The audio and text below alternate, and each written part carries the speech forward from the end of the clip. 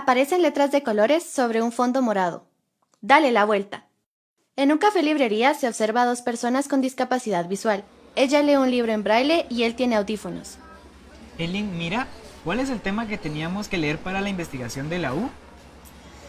Pues fíjate que era un capítulo de Aristóteles. Está en formato accesible o puedes buscarlo en audiolibro en tu teléfono. Ah, genial, gracias. De nada. Él saca su teléfono para buscar. Entra Raúl, persona sin discapacidad, que al verlos hace un gesto de extrañeza mientras camina a la caja. ¿Me da un café, por favor? Ah, un café. La cajera le habla en lengua de señas. No entiendo, es que no la entiendo. Dice que tomes asiento. Dice que tomes asiento, que te van a atender en la mesa. Gracias. ¿Ok? Le indicó una clienta, persona de talla pequeña. Raúl toma asiento y llega una mesera, usuaria de silla de ruedas. Buen día, ¿le entregó nuestro menú? Gracias. Raúl no entiende el formato del menú, se ve desorientado y empieza a sentir ansiedad. La imagen se torna borrosa. No entiendo. ¿Qué está pasando aquí? Perdón, es que no entiendo. ¿Quién será el gerente de aquí? Raúl se levanta y se dirige a la barra. Llega la gerente, persona con síndrome de Down. ¿En qué le puedo ayudar? Perdón, es que no entiendo. Ah, ok, le doy la vuelta. Le da vuelta al menú mostrando que está en braille y texto impreso. Gracias. De nada. Raúl se retira a su mesa. Entra Néstor, persona sin discapacidad. Hola, Gerson, Aileen. Saluda a la cajera en lengua de señas y pide un café. Hola. Un café, por favor. Ella le responde. Gracias. Hola, chica. Toma asiento y se dirige a Raúl. ¡Qué buen lugar es este! ¿No le parece? Es de mis lugares favoritos. Acá entre nos. Debería pedir los alfajores. Son buenísimos. Gracias. La mesera lleva el café. Néstor le agradece y también a la cajera en lengua de señas. Raúl nota el gesto y trata de imitarlo sin que nadie lo note. ¿Sabe qué? Quiero un café y unos alfajores. Gracias. Voltea y agradece a la cajera en lengua de señas. Ella le sonríe. La pantalla se funde a negro. El encuentro con la realidad. El encuentro con la realidad. La posibilidad de obtener un espacio como ciudadanía. Está aquí, Desde una nueva cotidianidad. donde compartiremos vivencias y experiencias. Bienvenidas y bienvenidos.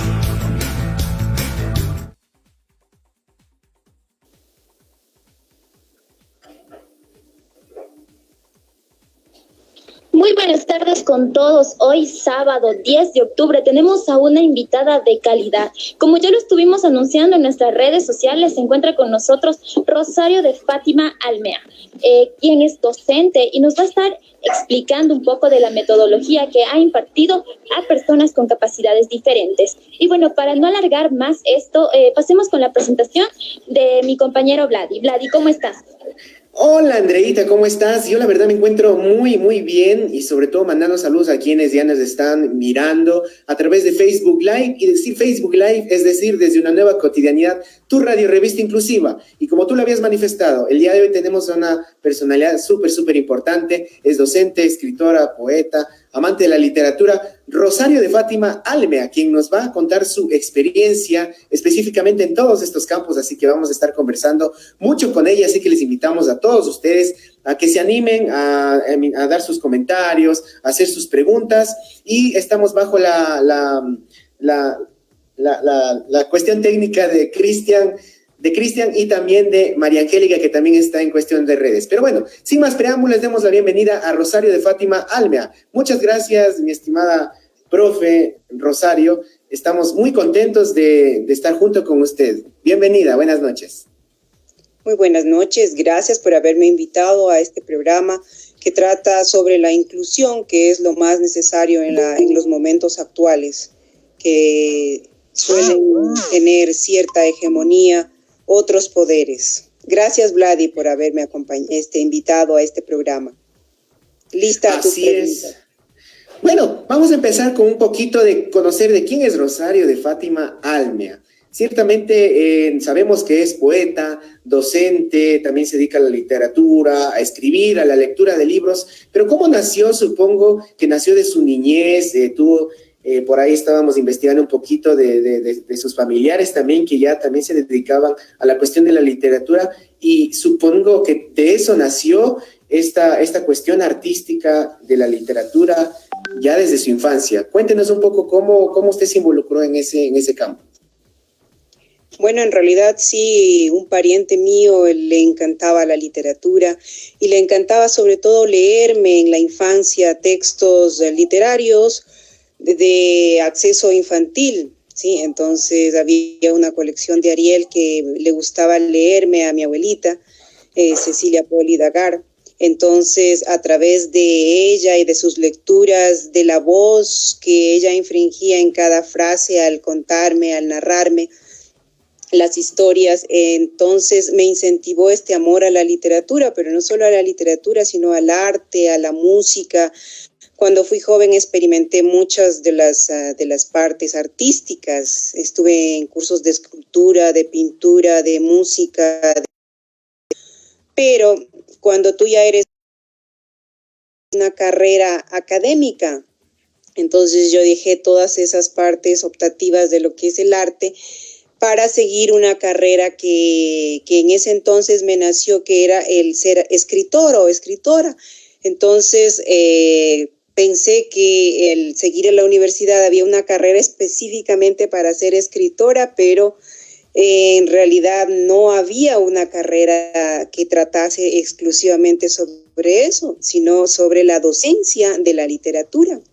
Entonces, como yo amaba bastante la literatura y también el enseñar, porque anecdóticamente yo enseñé a la edad de 4 o 5 años, enseñé a una persona adulta a leer y a escribir. Entonces, esa primera experiencia del enseñar a otro lo que te enseñaron tus padres, porque mi abuelita me enseñó desde muy temprano a leer y a escribir, porque yo la molestaba mucho diciéndole que me lea los libros, y entonces ella, como era una contadora, tenía un horario de trabajo en una empresa pública, entonces venía en la noche, entonces yo le decía que me lea. Entonces a esa hora ella estaba muy cansada, entonces le encantaba leerme los fines de semana, pero durante las horas de trabajo que eran en la semana, ella no me leía todo lo que yo esperaba que me lea. Entonces lo que hizo es enseñarme a leer y a escribir en edad muy temprana. Entonces igual yo entré al jardín muy joven, antes de la edad que en esa época exigía el sistema. Entonces, como les decía, yo tenía esa anécdota de haber enseñado a una persona adulta a leer y a escribir.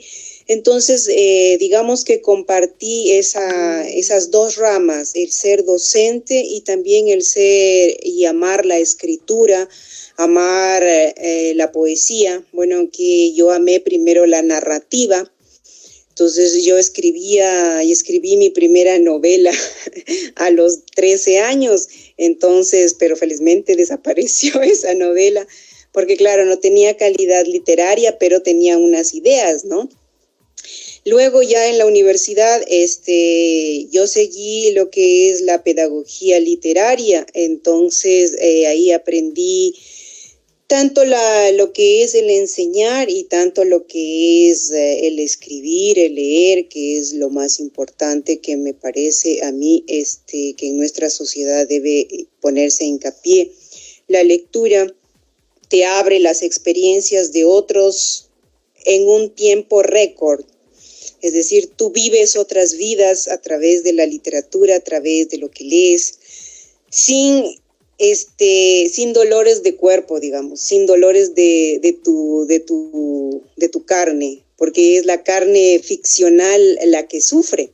Entonces, cuando un texto es bien hecho, tiene una conciencia bien redactada, creíble o verosímil, esta te va a ayudar a que la experiencia de vida que se enfrenta en esa realidad ficcional te sirva para aprender algo, ¿sí? Igual todas las experiencias de tu vida te van a servir para aprender. Entonces, el haber enseñado a una persona a muy corta edad me enseñó que tengo la facilidad para llegar a otros, y si tengo la facilidad también para leer y escribir y asimilar cierto nivel de cultura, también puedo demostrar ese nivel enseñando a otras personas con el ritmo de esas otras personas. Entonces, a veces los currículums o los programas exigen que en un tiempo la persona acceda a la información, pero nunca se fijan en el ritmo de cada persona. Entonces a mí me agrada ver la experiencia del otro, ¿sí? Con el aprendizaje. Cada uno es un mundo, cada uno tiene su propio ritmo. Entonces el saber descubrir y el entablar ese diálogo, ¿sí? Con la persona que en ese momento te pide que le guíes, ¿sí? Sobre cierto aprendizaje que tú conoces un poquito más, eso es la docencia, ¿no? Entonces, mi experiencia en la docencia real la inicié en el 2002, recién de haberme graduado en la Universidad Católica. Entonces, yo inicié enseñando a jóvenes que casi tenían mi misma edad, digamos que unos 4 o 5 años de diferencia, y bueno, pegó bastante mi ritmo, biología, que los jóvenes les gustaba mi materia, que a veces tiene cierto susto cuando en el colegio les dan castellano y les dan literatura y dicen, no, qué aburrido que esto, que este otro, que muchas reglas. Entonces, en mi metodología yo les imbricaba lo que es las 4 destrezas lingüísticas: el hablar, escuchar, escribir y leer. Entonces, el combinar todas esas les agradaba a los estudiantes cuando yo trabajaba. Entonces, me gustó esa relación que entablábamos con los jóvenes, ¿sí? Incluso a veces solíamos ir de paseo, conocer la realidad, observar que a veces eso es lo que nos limita en un mundo tecnológico como el que ahora vivimos, y más con este encierro.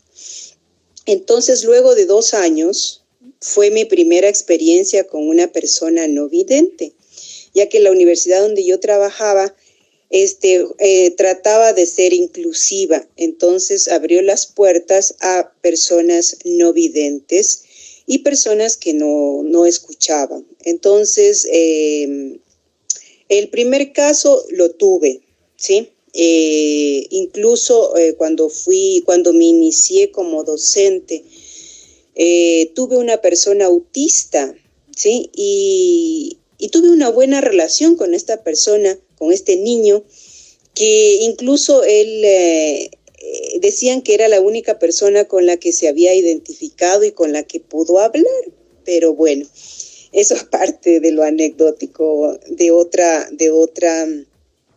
situación, ¿no? Entonces, concentrándonos en lo que es mi experiencia con jóvenes no videntes, como te decía, fue después de 2 años, es decir, en el 2004, que yo tuve mi primera pareja no vidente que vino a las aulas. Entonces, para mí fue un reto, porque la mayoría de clases, sí, en la universidad te exigen que tú leas, ¿sí?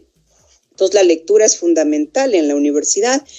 Cuando me enfrenté a este grupo, a esta pareja, sí, que comenzaba a estudiar, entonces yo vi que la metodología que yo aplicaba al resto de compañeros no era muy útil para el grupo que iniciaba el estudio, pero había un interés, y eso es lo que yo tengo que resaltar, ¿sí?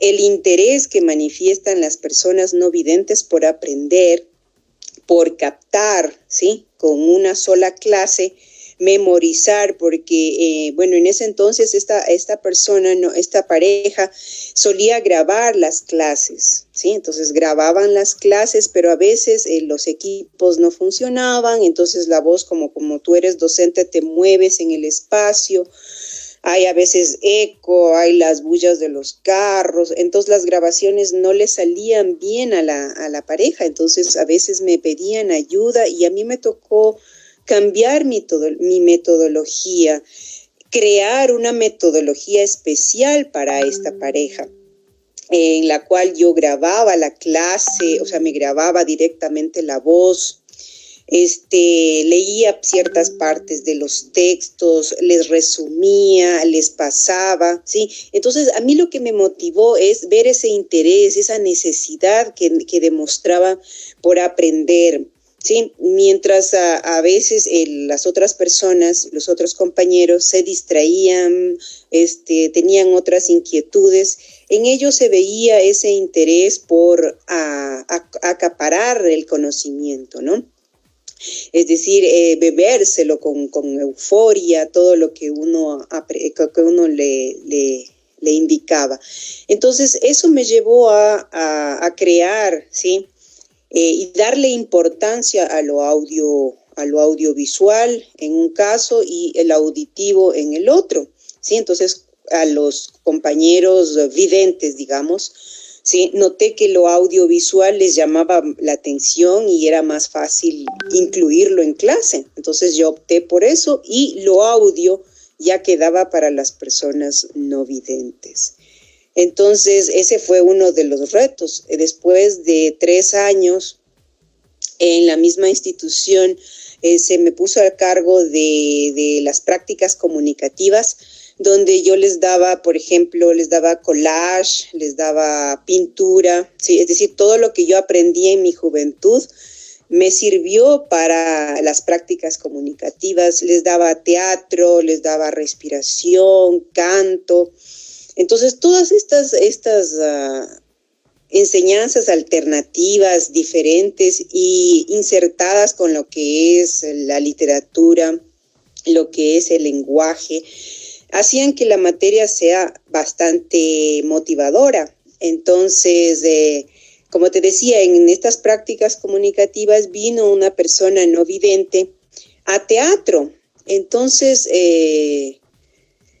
también fue para mí un reto cómo enseñar a una persona no vidente a moverse en un espacio que es el teatro, que necesitas interrelacionarte con los actores, ¿sí? Usar la gestualidad del cuerpo y manifestar con tu expresión aquello que el personaje en ese momento está sintiendo. Entonces, para mí eso fue también un reto que me exigió consulta, investigación y también una relación más cercana con la persona. Pero se presentó en la obra final, entonces para mí fue tan agradable, ¿sí? Sentirla ahí en el escenario, compartir con los otros compañeros sin que se note que era no vidente o que se manifieste eso, ¿no? Incluso el acceder a la memoria espacial, sí, me llevó algún tiempo, ¿no? Porque ella manejaba muy bien el braille, entonces me ideé dividir el escenario como el braille, es decir, como una tarjeta o una hoja de papel para que pueda, sí, ella saber en qué cuadrante, digamos, debía moverse para no chocarse con los otros personajes, con los otros actores en este caso.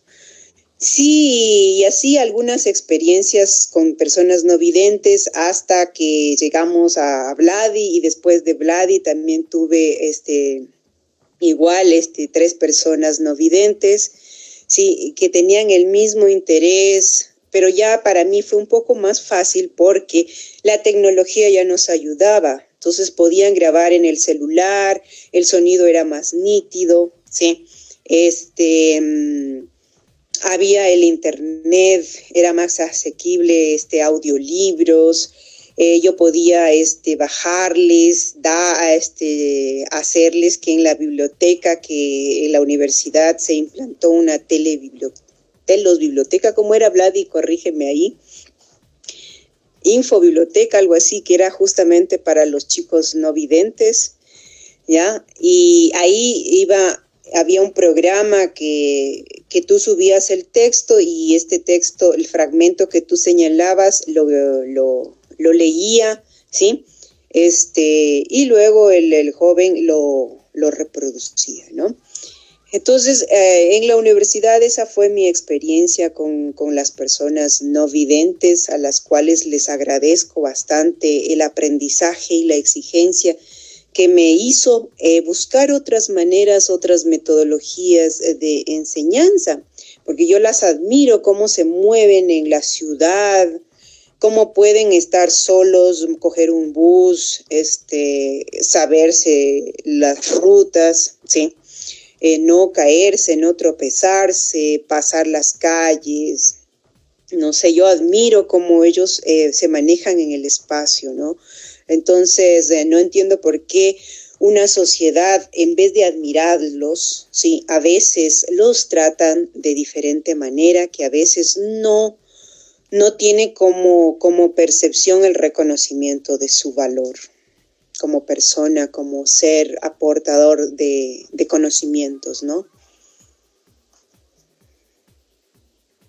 Vladi, ¿alguna pregunta? Claro, más? otra pregunta más referente a su carrera también como poeta en sí. ¿Cuáles han sido las temáticas que usted ha llevado a cabo en sus escritos? ¿De qué se han referido? ¿Cómo han sido los poemas en sí, en su estructura? Nos gustaría saber ese dato también. Bueno, yo soy ensayista y también soy poeta. Entonces, mi primer trabajo fue leer autores y autoras que en la realidad hicieron mucho aporte, tanto en lo social como en lo literario, pero desgraciadamente no fueron reconocidas luego, ¿sí? En el canon literario del Ecuador en especial, ¿no?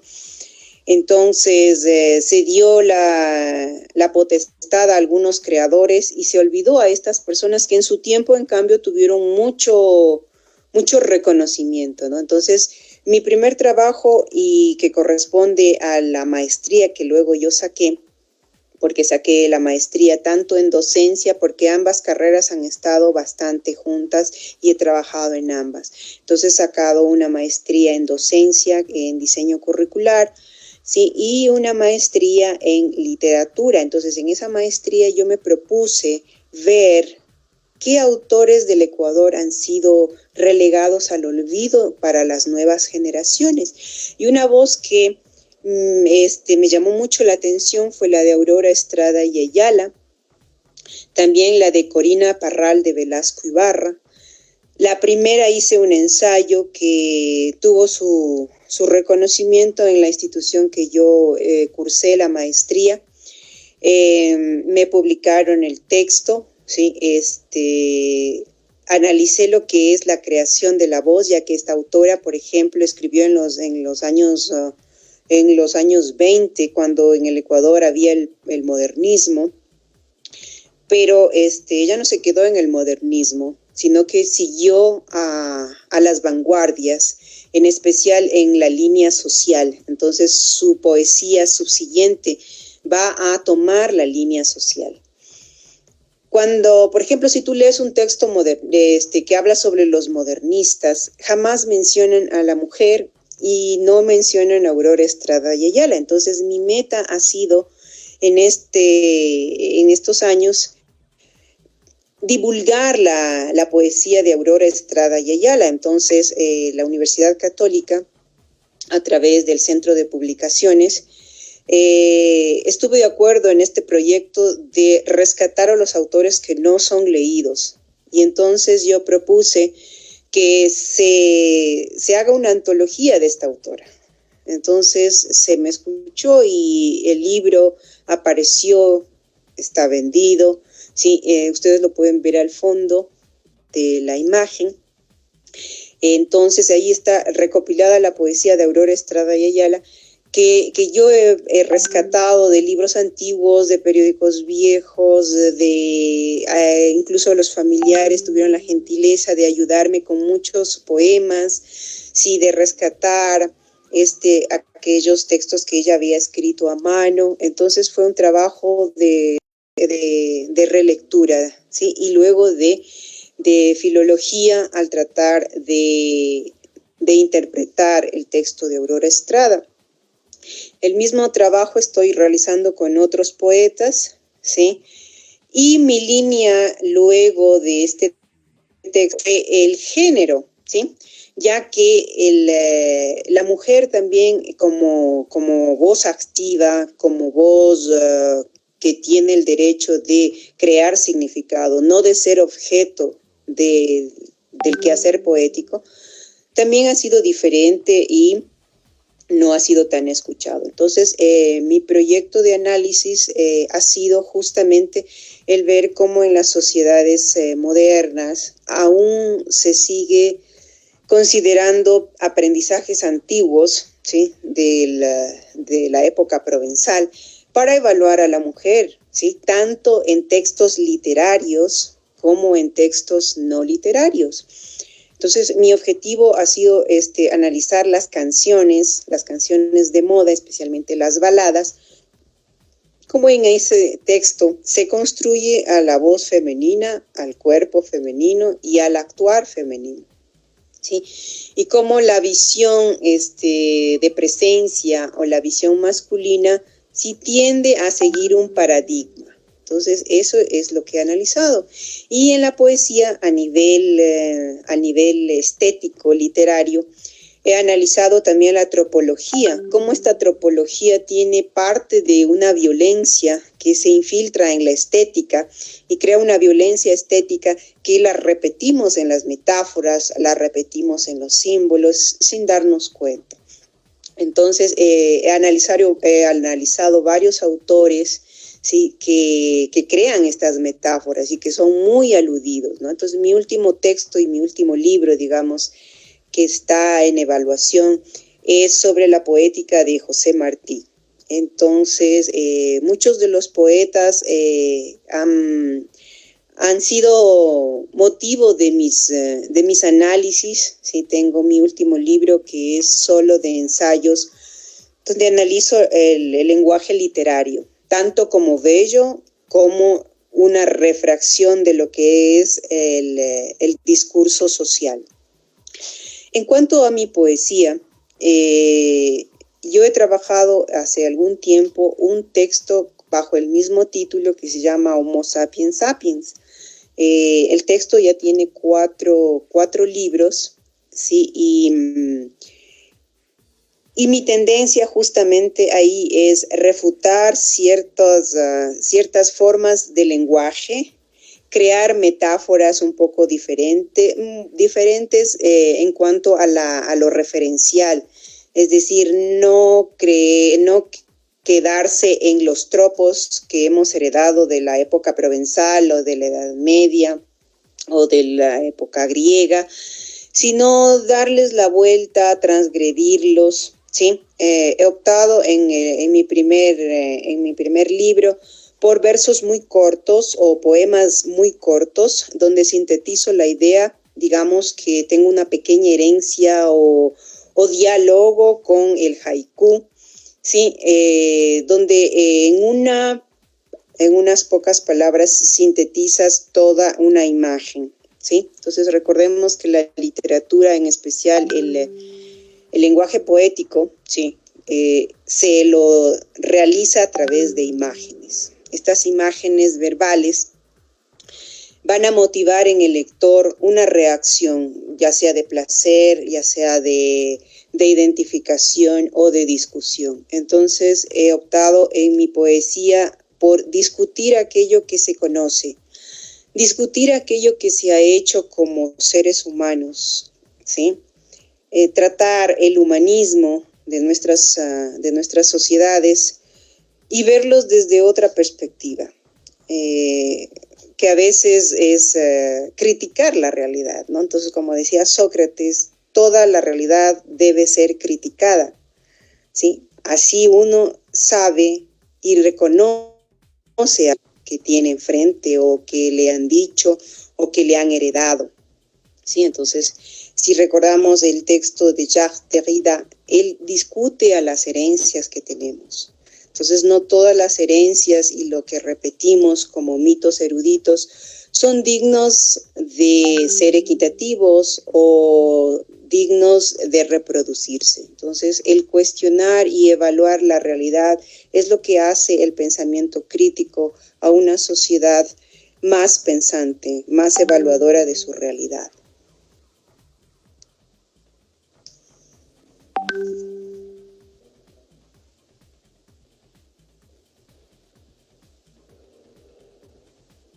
Vladi, no te escucho.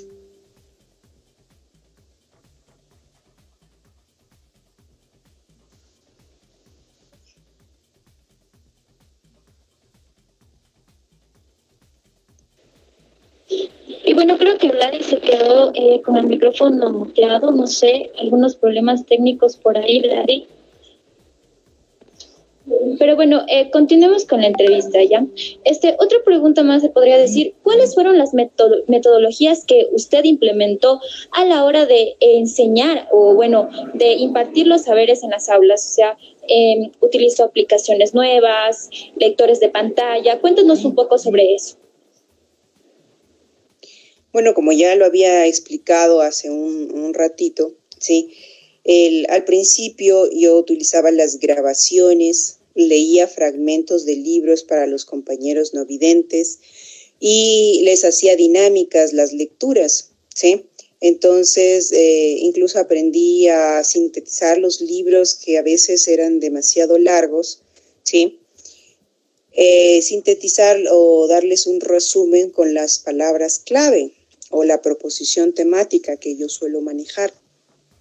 Entonces, al darles el texto en 10 minutos explicado, ¿sí? En audio, para ellos era bastante asequible el leer al mismo tiempo varios textos, ¿sí? A la vez, ellos manejaban este programa JAWS, que todavía existe, y la universidad les ayudaba con el programa legal en la biblioteca. Entonces, yo lo que hacía es sintetizarles el libro, ¿sí? Darles fragmentos de los libros creados por mí, y ellos lo que hacían es que el lector, ¿sí? lo pase lo transforme en audio para que ellos tengan acceso al texto.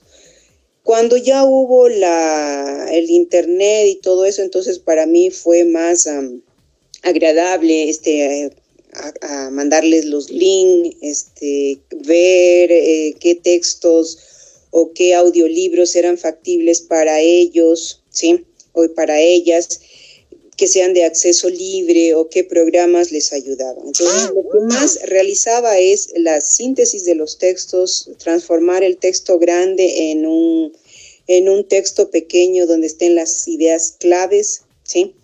Y eso ellos leían, entonces era mucho más fácil acceder a la información, ¿sí? A través de esta ayuda que yo les brindaba.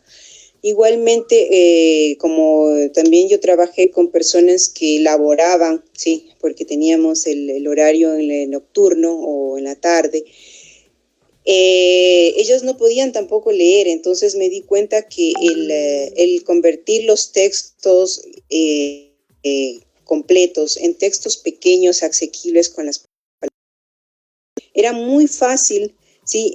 Que ellos tengan acceso a toda la información requerida.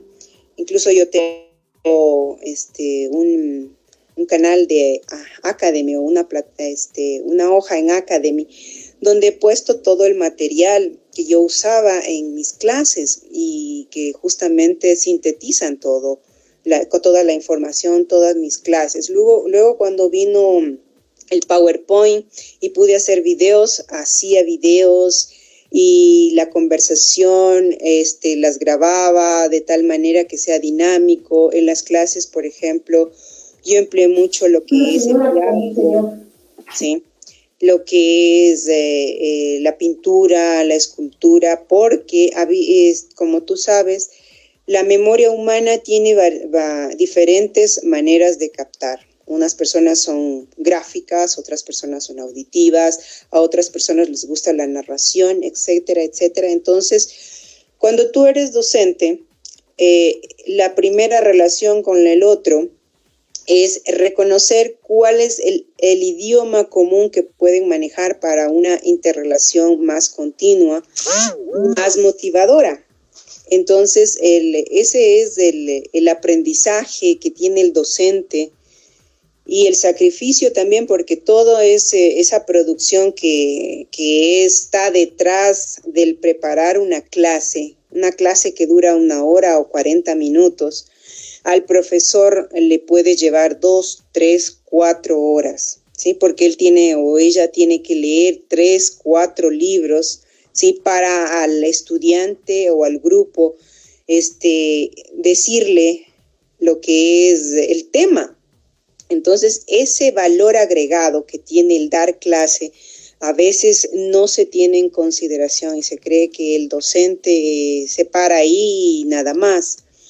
Entonces, y más cuando tú creas otros productos comunicativos para que tu clase sea motivadora. Ahora más que, como tú sabes, las clases son virtuales. Entonces, la exigencia que ha tenido el docente es altísima, porque el manejar unos programas, el manejar las plataformas, la información, el bajar fotos, sí, el ver los audios, el catar los videos que hay en YouTube para saber cuál es el óptimo para la clase.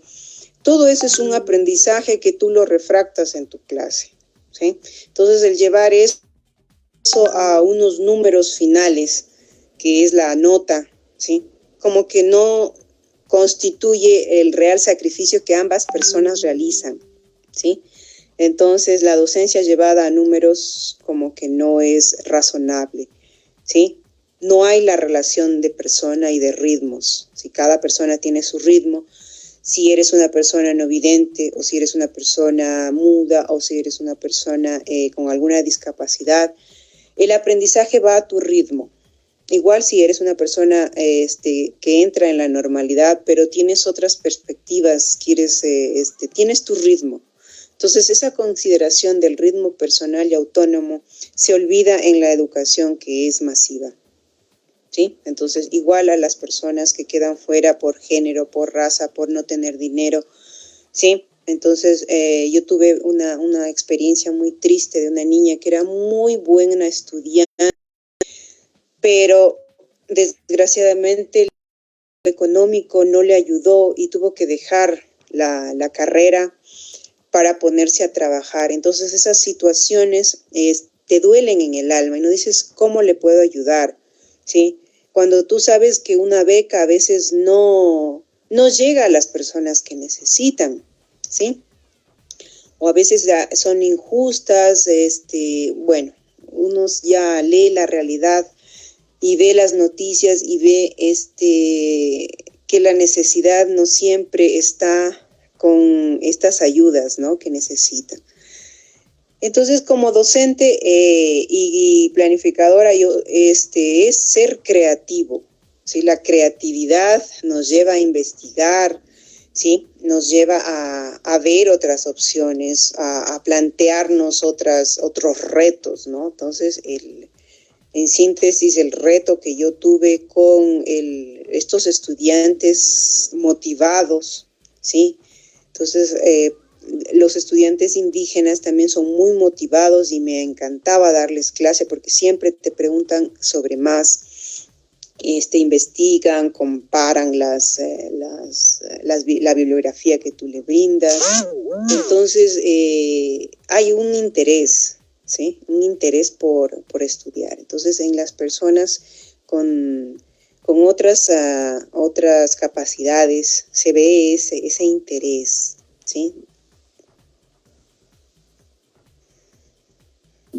Y sí debo agradecer a las personas no videntes porque me ayudaron a investigar, a ver, a reconocer otras posibilidades de diálogo, y de presentación de textos, ¿no? No siempre el texto debe ser impreso para leerse, ¿sí? Entonces, el texto puede ser en audio, puede ser gráfico, ¿sí?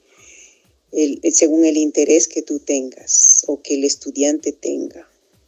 Incluso cambiarlo es ese cambio que tú puedes dar, por ejemplo, una persona que es vidente, pero no tiene tiempo, ¿sí? Puede tener ahora con YouTube el privilegio de leer un texto o un libro, una historia, una novela, un poema, sí, gracias a estos productos en audio. Entonces, esa idea también me interesó bastante, por eso algunos de mis poemas me gusta leerlos, ¿sí? Como yo estudié en alguna parte de mi existencia, estudié canto y música, entonces me gusta utilizar la entonación de la voz, me gusta utilizar el ritmo y ahora he aprendido a hacer los videos, entonces también es otra manera de divulgar el arte, ¿sí? El arte poético en este caso.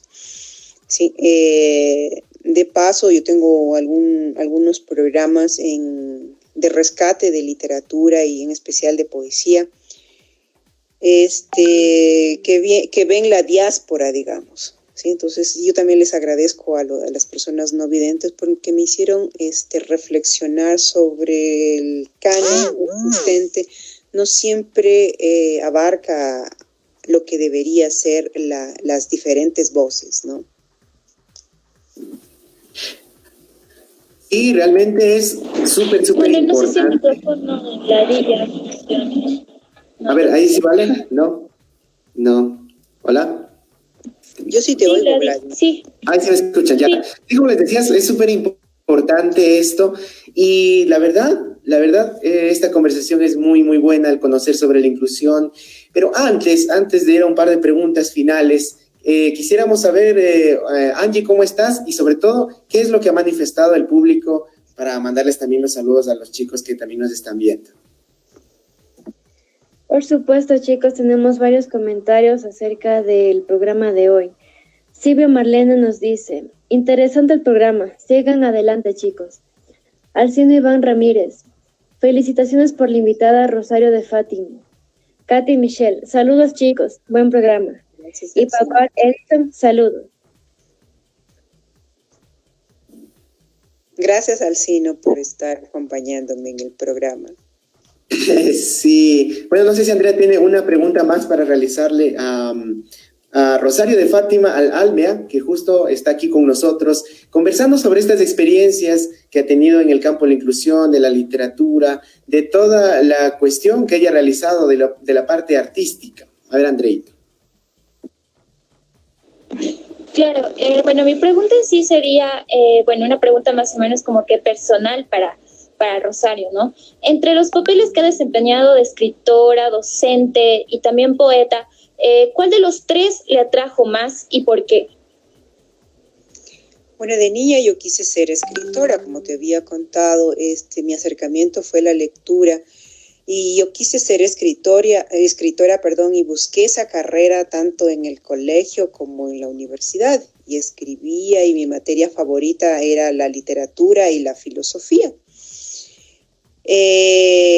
Pero sí, la docencia también se convirtió en una manera de aquello que yo captaba, comprendía de mis lecturas, ponerlas al servicio de alguien más. Sí, porque el docente no solamente o la persona no solamente devora libros para su propio yo, ¿sí? Entonces, sino también para poder explicarlos. Entonces, el saber explicar, ¿sí? Tiene dos formas positivas. A la vez, tú vuelves a leer el texto, vuelves a reflexionar sobre aquello que has leído, sobre lo que es ese aprendizaje y transformar ese aprendizaje en otro aprendizaje para una persona diferente. Y esa persona diferente tiene sus motivaciones, su manera de comprender, etc. Entonces tú, a la vez que explicas y te explicas, ¿sí? Vas a evaluar esa realidad que has aprendido, ¿sí? Vas a reflexionar sobre aquello que enseñas o que puedes enseñar o que puedes guiar, ¿sí?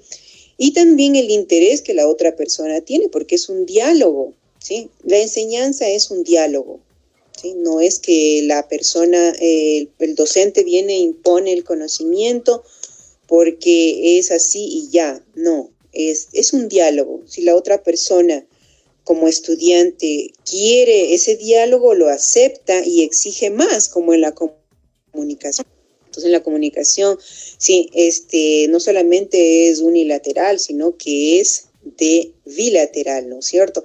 Entonces, la otra persona motiva a que se investigue más. Entonces, el profesor siempre va a investigar, va a averiguar si lo que leyó en ese texto es verdadero, si ha cambiado con el tiempo, si necesita compararlo con otro, ¿sí? Ahora que tenemos la facilidad de reconocer los textos audiovisuales y los textos propiamente impresos, podemos comparar varias realidades, incluso la riqueza de escuchar al propio poeta, al propio autor, ¿sí? Leyendo sus textos, comentando. Por ejemplo, en mi época, cuando yo aprendí literatura, el ver un programa de Soler, por ejemplo, entrevistando a Cortázar, era algo imposible porque eso fue hace muchos años, incluso antes de que uno naciera, y eso ya estaba guardado en algunos canales, pero no lo reproducían, ¿sí? Entonces, el tener ahora el acceso libre, por ejemplo, de YouTube te permite ver esas entrevistas. Entonces, cuando tú ahora aprendes literatura y utilizas lo que es la lectura del autor, de su propia poesía, de su propia narrativa, ¿sí? Entonces enriqueces más, ¿sí? Entonces ese aprendizaje que tú le brindas a la persona estudiante, ¿sí? Es un aprendizaje que va tanto para él como para ti. Entonces, por eso yo siempre recalco que la enseñanza es un diálogo, ¿sí? Un diálogo que relaciona dos personas o más personas, ¿sí? Que tienen un interés común, ¿sí? Y que se van a enriquecer tanto de las experiencias de la otra persona y van a exigir la preparación de todos los participantes. Entonces, esa es la enseñanza, ¿no?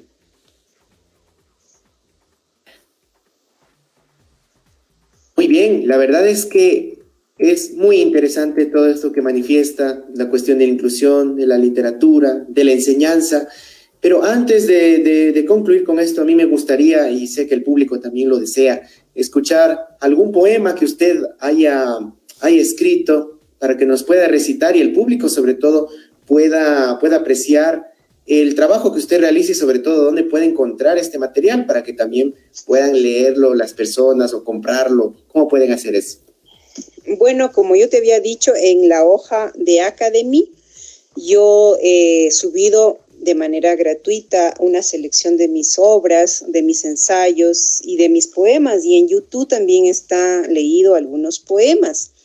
Entonces, justamente para las personas no videntes pueden acceder a lo que es mis lecturas de poemas o de la poeta Aurora Estrada, que yo leo algunos de sus poemas, o de Corina Parral de Velasco Ibarra, o de José Martí. Entonces, el escuchar con la voz de otra persona te ayuda a reconocer algunos sentidos o significados.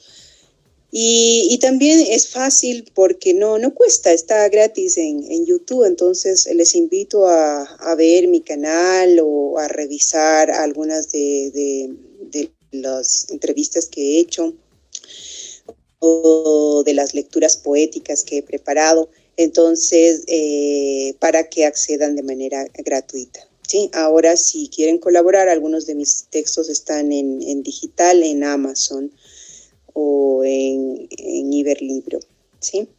Que ahora está de moda los textos digitales. Entonces, esa es una de las maneras de acceder a la literatura, ¿sí? Bueno, como había dicho, mi texto, uno de mis textos se llama, o sea, es el primero, pero tengo 3 textos más que tienen el mismo título, que es Homo Sapiens Sapiens.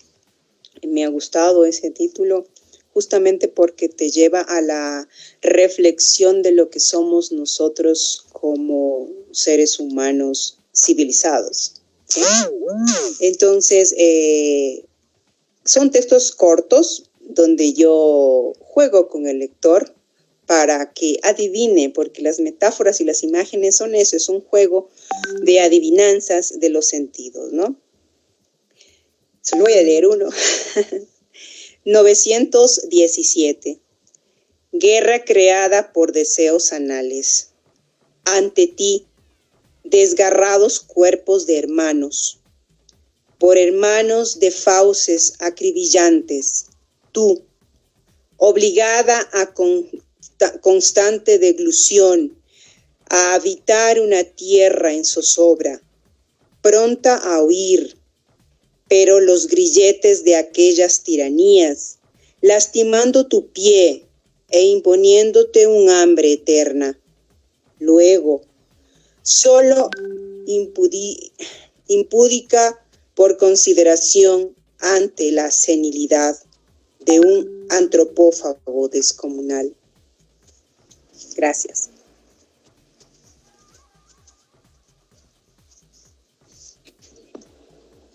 Qué bien, qué interesante fragmento, ¿no, Vladi?